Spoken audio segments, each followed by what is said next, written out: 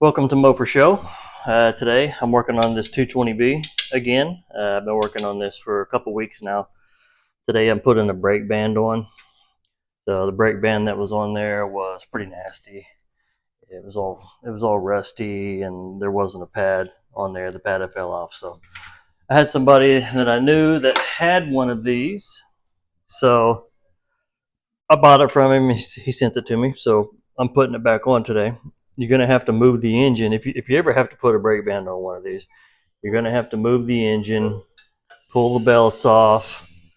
It's going to be best if you move the engine. You're going to have to unbolt the engine, move it out of the way. It's actually going to be best if you can get this pulley off. But if it's been a while, it could be kind of hard to get off. You have to have a pulley puller, or a bearing pull or something like that. But I left it on there. So on the back side of this, it straddles the plate that it goes on right back there.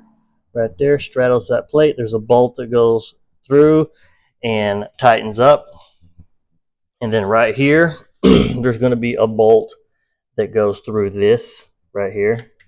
And there will be a washer that goes in between the brake band and the plate. And then the bolt just goes through there, and then you just tighten the bolt up. There's not a whole lot to it, really. You just got to kind of take a look at it and figure out how it works.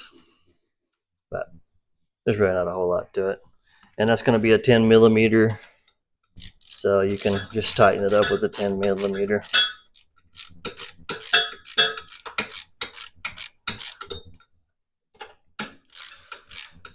Once you get it on there, tighten it up a little bit, and then there's your brake right there. And then whenever you hit your brake lever, that's going to tighten up against this pulley right here, and it's going to keep that pulley from spinning.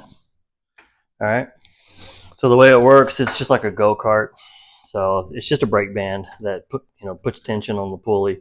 So this is your drive pulley that runs the whole unit.